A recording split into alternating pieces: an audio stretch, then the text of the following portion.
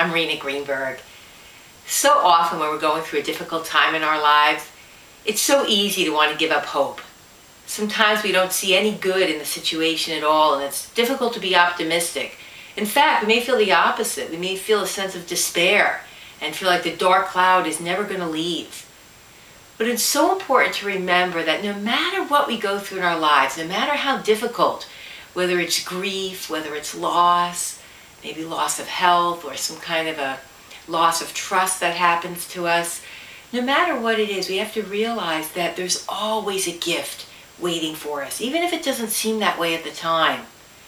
But if we're patient, we find that there is a gift. And for me in my own life, sometimes it might just be someone I get to meet, or someone I get to help, or a quality that develops in myself, maybe strength, compassion, or patience.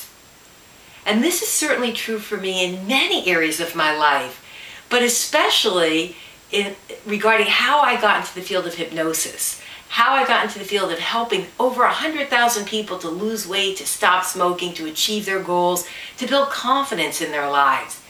And it came about through my own life tragedy. And it started over 20 years ago. When I was when I was 17, I moved to New York City, and I led a very fast-paced lifestyle. I had a lot of energy, a lot of social contacts. In fact, I started to work for Club Med at the age of 25. I went to work in the villages of Guadeloupe and Martinique and Moorea and Tahiti. And when I got back to New York, I was very sick. I had lost all my energy. And I started searching for my health. I went from doctor to doctor looking for a cure, but there was no cure to be had. And finally, after a year of this, I just decided to give up on restoring my health.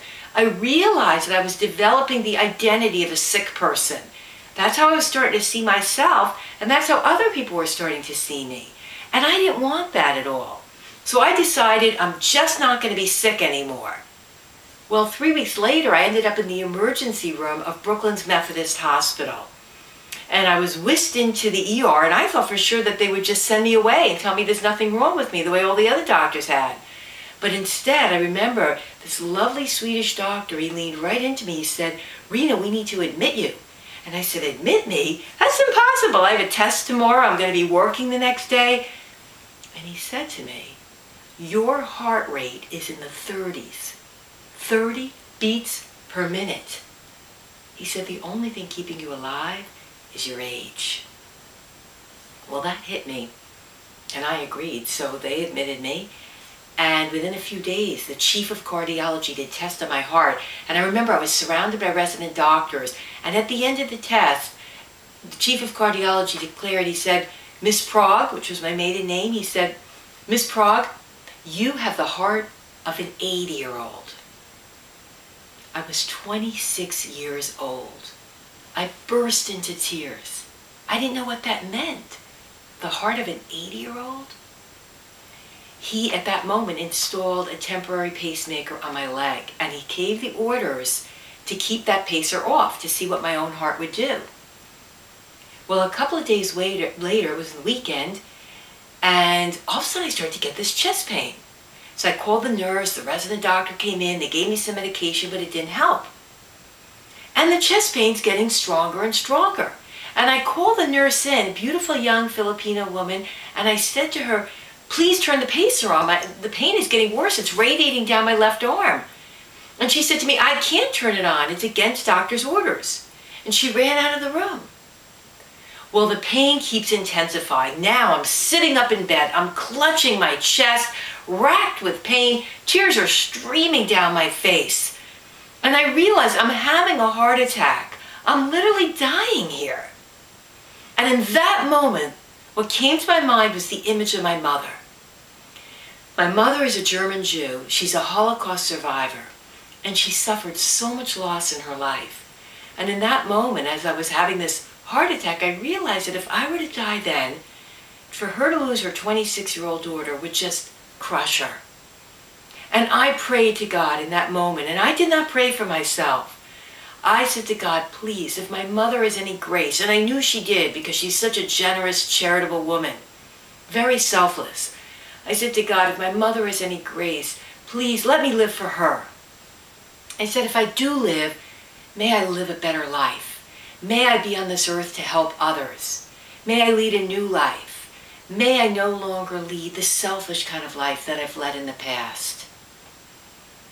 And as I prayed for my mother, in that moment, that young little nurse came into the room. She was terrified. I could see the fear in her eyes because, again, she was going against doctor's orders. She flipped on the pacemaker and bolted out of the room. Chest pain subsided, and of course, thank God she did that because she saved my life. I was kept in the CCU, the cardiac care unit, for another week, and then I was released from Brooklyn Methodist Hospital after a 3-week stay. And I remember standing out on the sidewalk when I left the hospital, looking up at the sky and feeling so grateful that I was still alive. I had been given a second chance. And I made a decision that I was going to lead a better life. And shortly after, I re-rolled in college, Brooklyn College, and I started studying health and psychology. I wanted to devour everything I could about that. I studied nutrition. But what fascinated me the most was the power of the mind, the power of our thoughts to change our life. Not just by changing our behavior, but also by changing the people who we're attracted to, the people who are attracted to us, the circumstances. When we change our thoughts, it seems that we're in the right place at the right time much more often. And I was so fascinated by this. I became certified as a biofeedback therapist, board certified as a hypnotherapist. And about that time, I had just met the man who was to be my husband. And together, after I got my degree in biopsychology from the City University of New York, we came down to Florida. And I've been so blessed. I was able to start a seminar business where I would go to hospitals. In fact, I've been in over 75 hospitals where I speak to large audiences using the power of hypnosis to help them to change their lives, particularly with weight control and smoking cessation and addiction. And since that time, I've had such a gift. I've worked with over 100,000 people. I never thought that my illness could help me to turn my life around, so much so that I could have such a wonderful experience where I could not only touch lives, but have my life touched by so many people. I ended up having 2 books published by major publishers. The Right Way was published by Hay House, and The Craving Cure published by McGraw-Hill. And I realized that this gift came to me all through my own tragedy. At the time, I felt so much despair. It was such a difficult time. But I want to let you know that if you're going through a difficult time right now, realize that there's a gift in store for you, whether it's someone you meet or a quality that you've developed within yourself.